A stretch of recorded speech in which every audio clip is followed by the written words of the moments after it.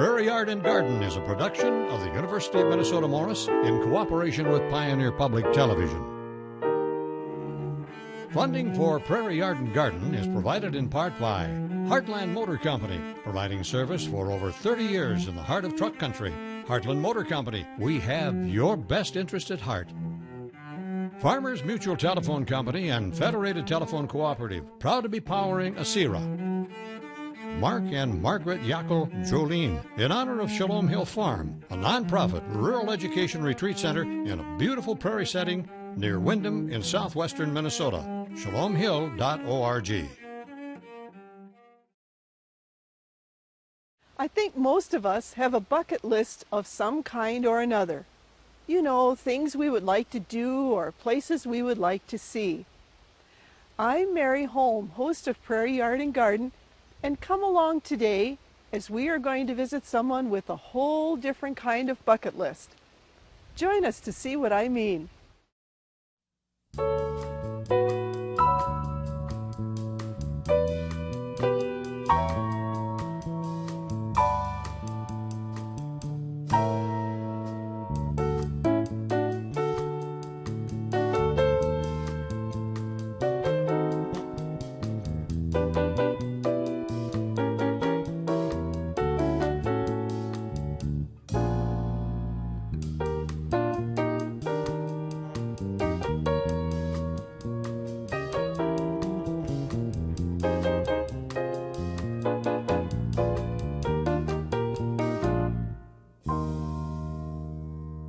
Several years ago, I read a newspaper article about a man who grows his garden in buckets. Well, that sounded really different and interesting, and I couldn't wait to see his creation. Today we get to meet Ken Hovitt and see his bucket garden firsthand. Welcome, Ken, to Prairie Yard and Garden. Hey, welcome to my yard. Tell me, how did you get the idea to do this bucket gardening?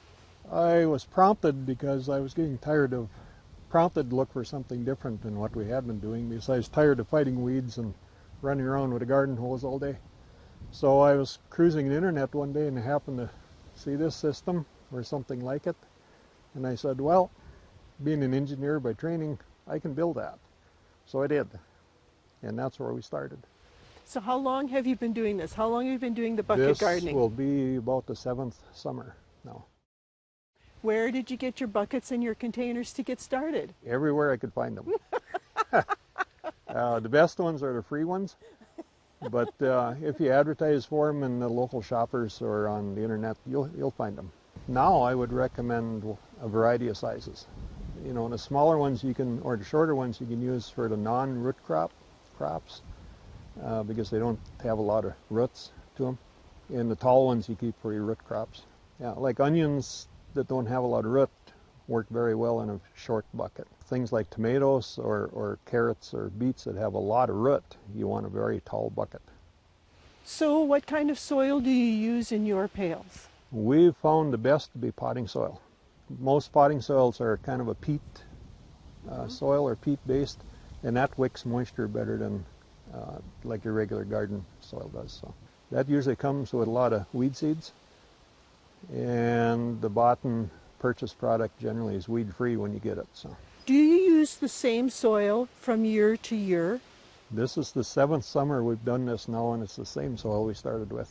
Up to now, we've put a tarp on the ground and made a pile on that, and then pull the other half of the tarp over it for the wintertime. And then in the spring, again, like I said, they'll shovel that into a cement mixer and fluff it all up. And then do you use granular fertilizer, or do you use like a water-soluble fertilizer, or both? Well, the first year when you buy potting soil, it already has fertilizer in it, so you don't have to do anything with that. Just use it as it comes out of the bag. The succeeding years, you're going to want to refluff that soil, and I use an old cement mixer to throw it in and fluff it up. And I'll add a couple tablespoons of a good quality garden fertilizer in there. Now you can use a water soluble too and apply it on top of the soil, but this is a little more carefree. You don't have to mess with it for the rest of the summer if you use a granular to start out with.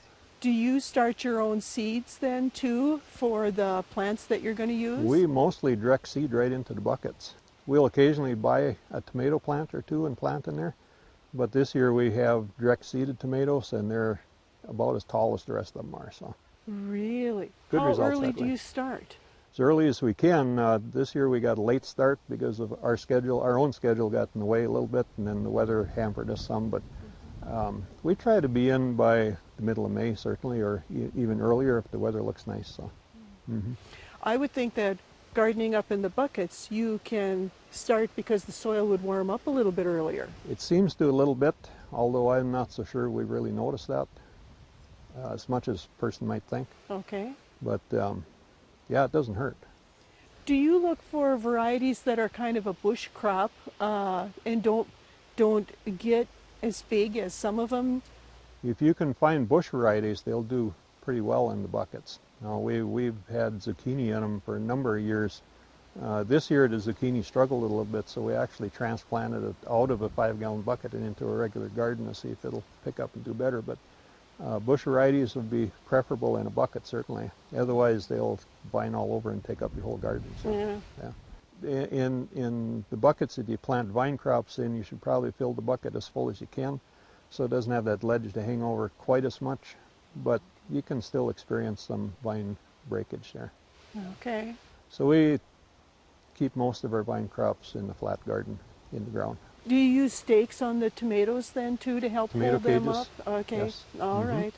And how about things like peas and beans? Do you stake those up too? Tomato cages. Well, they're so handy because they're round, they fit the bucket perfectly, and they handle the tomatoes very, very well, but the peas, they grab right onto them and grow too. So the beans, we'll have to stake them up too, I think, because once they get beans on, they get pretty heavy, and they've bushed up quite a bit this spring. So Do you have to worry about the wind hitting them at all and if they get breaking them real- off? If they get real tall on you, we've had buckets tip over in the wind, but not a lot. But we'll put a stake down to tie them up so they stay up. You know, if they get too top heavy. And what do you have to do in the buckets for drainage, and how do you keep them from getting too wet? I will show you the magic how this system works here, but it's self-regulating. Yeah, once you get it put together and get water to the system, you don't have to worry about the water part. Okay. Not much anyway. How about if we get a heavy rain? Rain doesn't bother it. It's going to overflow part of the system, but that doesn't hurt a thing. Then do you mulch to help Yes. hold the moisture in and to keep the weeds down? The weeds are easy enough to take care of because you don't get a lot to start with. But on a hot, dry, windy day, and if you get several of those in a row, the top soil in the bucket is going to get a little dry. So we try to mulch those, and that helps. But we still might have to water them a little bit. What do you use for mulch? I've been using composted oat straw. Okay. And then when do you put that on? Right after you're done planting, or do you wait and let the plants spread out a little? Depends on the plants, but some of the buckets will mulch right away. Like the onions, I mean, we put in onion sets and then we can mulch them right away. Other plants, we wait for them to come up and then mulch around them. Do you have any trouble with rabbits and deer? And The buckets are high enough off the ground to where the small critters won't cause any problems. Deer could conceivably walk in there, but we really haven't had any troubles with that. We got a short fence around the garden that I'll show you here in a bit, but and for some reason that seems to keep them away. So. okay, and then what do you use for a watering system? Do you run hoses from your hydrant, or do you have a special system set I up? have a miniature water tower, and I'll show you that too. Okay, all right, awesome. Would you mind showing us how you prepare the buckets? Because I'm sure a lot of people out there are wondering about this. Is like, how does he put this system together? I'll show you the construction of it, yes. Okay, very good.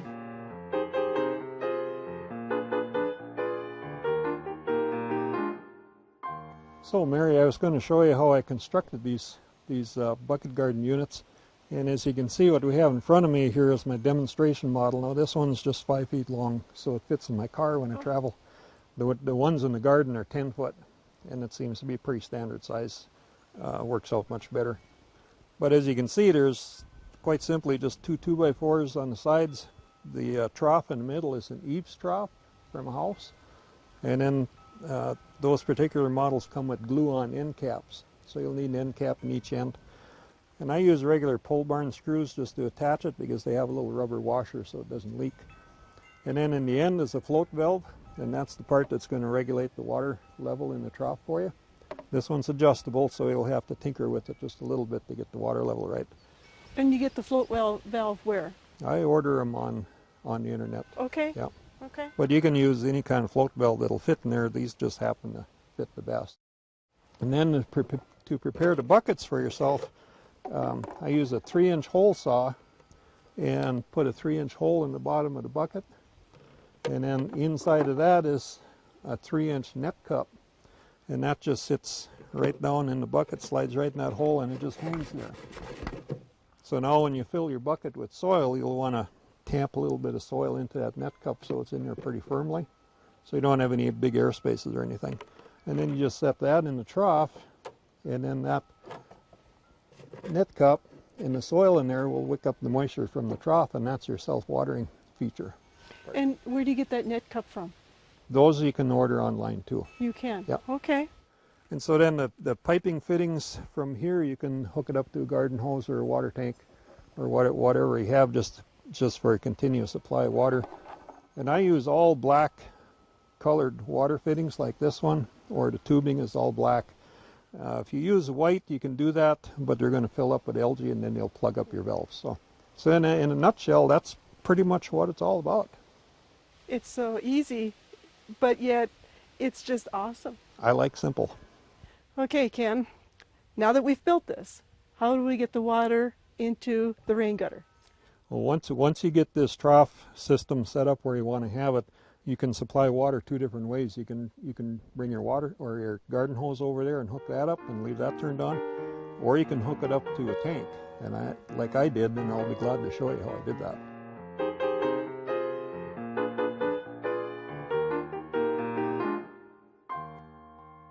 So Mary, this is the other end of the watering system, and it consists of a 350-gallon tank that I have on a stand, which makes it gravity flow.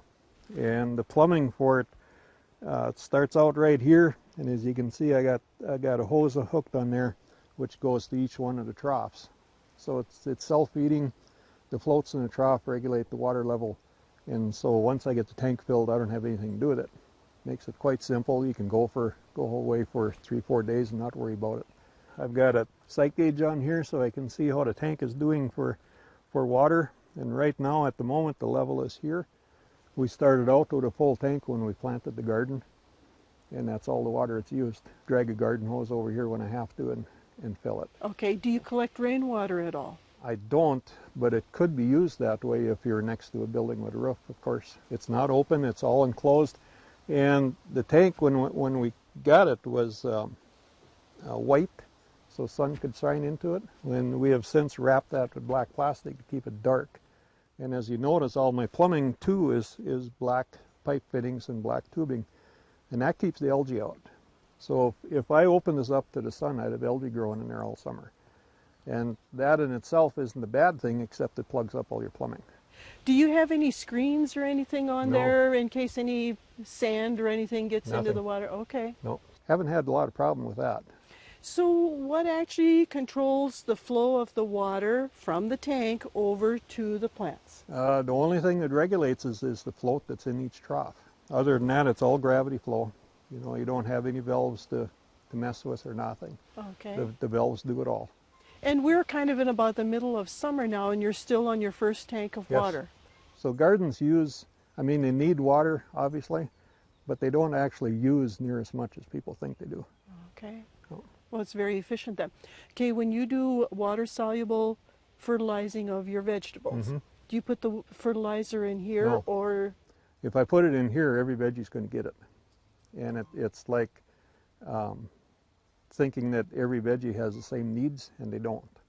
So if you're going to supplement what you put in the soil to start with, it's best to do it individually and top dress each one. Yeah. Okay. But I have never put anything in the water. How do you drain this in the fall? To winterize it, Yes. this fitting that I have right here will disconnect. So I just pull it off and drain the tank, and just so it's empty all winter. And then each trough then I'll take and turn right upside down, and then they just stay that way all winter. And your troughs stay outside too. That's what I was going to ask. Okay, so you don't even have to worry about storage space then in the No, wintertime. store it right where you used it. Your watering system really is ingenious. I enjoyed seeing this. Now, can we see your bucket garden in action? Oh, sure. Let's do it. Okay.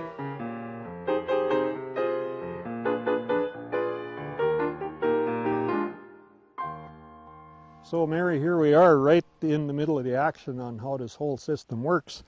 As you can see, we have the troughs sitting on cement blocks with a few shims under there for leveling. Okay. And we have them full of water, and the buckets are on there. The nice thing about this now is that if one plant has too much sun, we can always move them into the shade a little bit, and it's easy that way. As you can see on the end there, we have the floats that are regulating the water level, and you can see my plumbing that goes from each trough from the water tank. If the trough gets too full, where does that water run? Does that go into the hose that comes out there? Actually, it's the opposite. The water comes in from the tank, and the float will regulate the level that's in the trough here. And the only time that the troughs will get over full is if it rains, and the rain will run right through the buckets into the troughs, and then it will run over. But that's not an issue really. So I see absolutely huge roots on the tomatoes. My gosh, those roots go right down into the trough? well, plants like tomatoes that have a huge root system are going to do that. They're always in search of moisture, and they will actually come out the bottom of the bucket. But that's okay, because they'll still have plenty of moisture to feed themselves with. Wow. Not every vegetable is going to do that, but tomatoes are good for it. Yep. No wonder that your plants look so beautiful. Have They you have. been harvesting already? Not yet, but we're close. Okay. You can see we have a few little tomatoes just coming on there, so it won't be too long. Mm-hmm. How about some of the other things? Have you already picked some of the early things like the spinach and... We've been through our radishes, lettuce, spinach. We got a few remnants of the spinach left, hoping to get a few more leaves, but that season is pretty well done. Okay. Right now we're waiting for the beans, and shortly after that should be the peas. Somewhere in that mix will be the tomatoes. Yep. Okay. When you plant early in the season, I forgot to ask this earlier, but when you plant early in the season and there's a chance of frost, can you cover the buckets too? Sure can. Yep. As you notice on these buckets, the soil level is down probably 2-3 inches. And so you have little plants coming up, and then you're going to have a frost. You can cover the whole bucket with an old sheet or whatever you might have. Yep. Okay.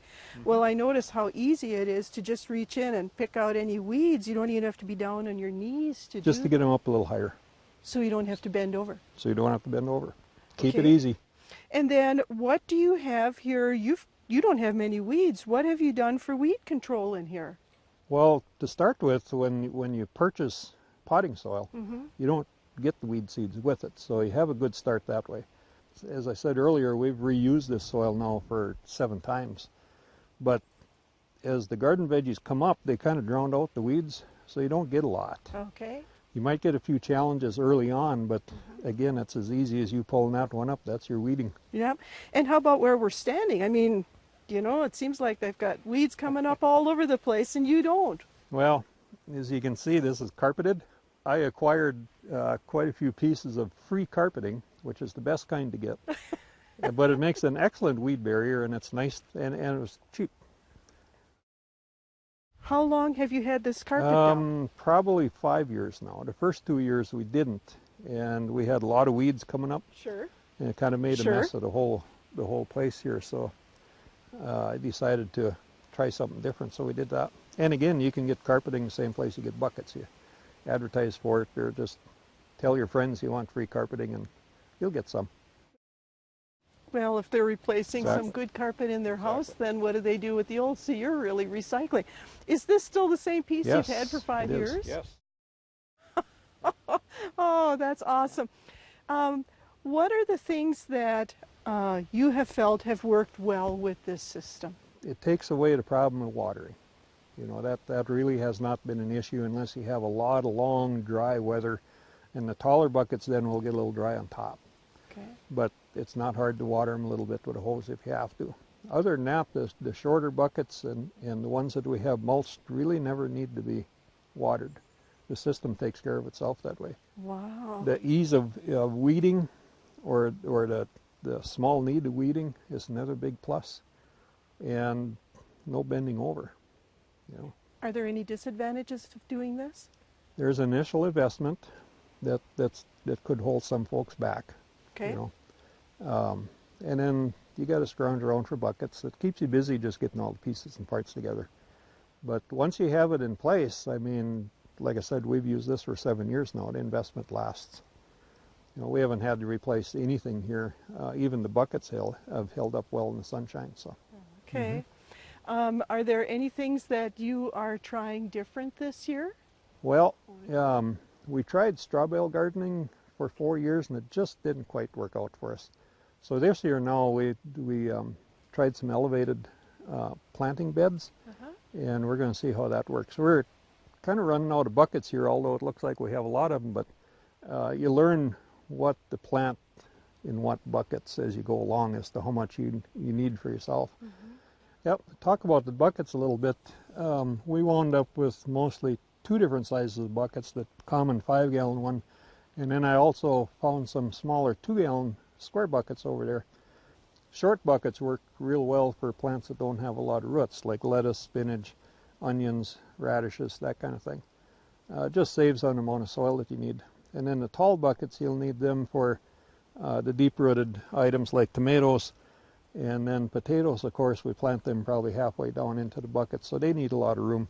And the sweet potatoes here too do. So anything that has a lot of root to it, and especially if you're going to plant root veggies like carrots and beets, that kind of thing, you should use a tall bucket so they have a lot to grow into. But the short buckets work fine for the things that don't have a lot of root to them.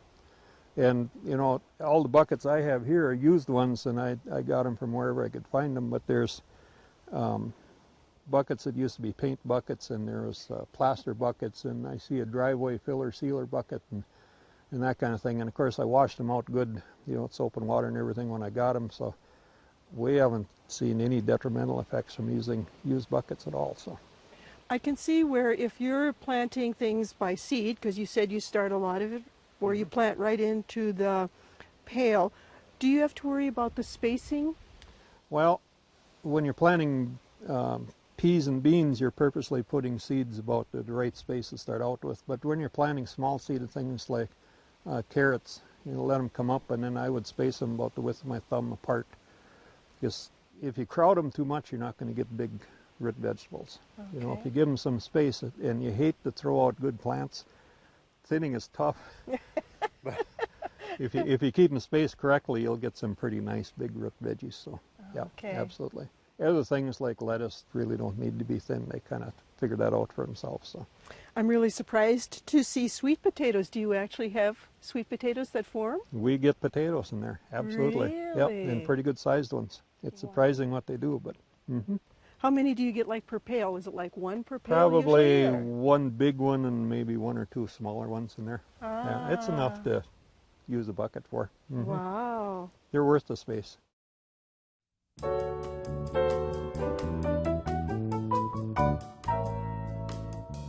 What's going on with small onions this year?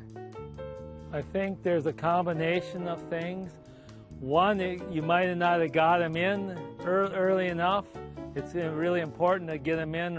If you want storage onions, it's really important to get them in right around April 15th to the end of April. Another thing this year is we haven't had a whole lot of heat, and we've had a lot of rain. I think those 2 combinations has led to a lot smaller onions. And for instance, this Alyssa Craig over here, which is the second row, they're supposed to be the size of softballs, and they're about half the size of what they normally get. And the same way with some of the other onions. And these were started right around the time, you know, they were started as transplants in end of February, so they should be a lot bigger than they are. Ask the Arboretum Experts has been brought to you by the Minnesota Landscape Arboretum in Chanhassen, dedicated to enriching lives through the appreciation and knowledge of plants. So Mary, this is the other half of our garden, and this is something that we're trying new this year. We tried straw bale gardening in the past, didn't quite work for us, so we're going to try these elevated beds this year, partly because we run out of bucket space, but it may not be apparent, but these are really nothing more than just a half of a plastic 55-gallon drum with a 2x4 frame around them, so they're pretty simple, not hard to make. So did you cut them in half? Cut them in half. Yep, took a jigsaw to them and went up one side and down the other. We're just going to try them, and we needed to have, in this case, more beets and carrots than we had before. So right now they're really nothing more than just a bucket on legs. We still have to water them conventionally with a garden hose and that, but I do plan on trying to make these self-watering as well, probably with the same kind of system as I have there. So as soon as I get time, we'll try that. So Yeah, I was noticing that it didn't seem like it was hooked up to the watering system. no, they're just standalone. That's all they are.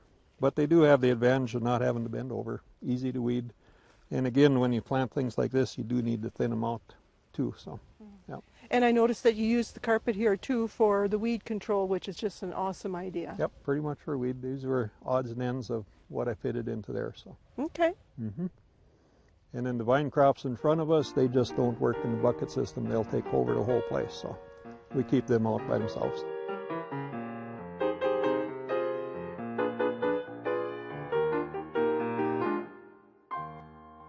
Ken, I really like how you have set up your garden area. Well, thank you, Mary. We added one finishing touch here was the fence, just to kind of set the buckets off from the yard so we didn't see them, but it made it look much better. And then is that part of the this fence to help keep out critters too? Well, the pickets here are for looks, but there is, inside of that, there's a small critter fence around there to keep the small ones out. Okay. Do you ever go out and teach classes on this great design that you've come up with? I've done presentations on it, and I'm a master gardener for Todd County, and so yeah, I would be glad to. So if people want some information, they could contact Pioneer TV and they could get a hold of you and you would be willing to give out information? Yes. All right. Absolutely. So our viewers, if they want to find out about this, they can contact pioneer.org. Yes, that'd be fine. Thank you so much for letting us come and see your great operation. Oh, it was great. Glad to have you.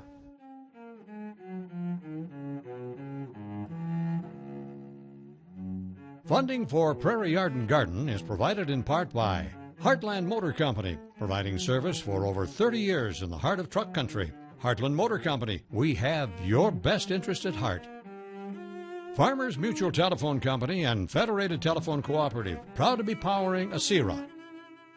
Mark and Margaret Yackel Jolene, in honor of Shalom Hill Farm, a nonprofit rural education retreat center in a beautiful prairie setting near Windham in southwestern Minnesota. ShalomHill.org.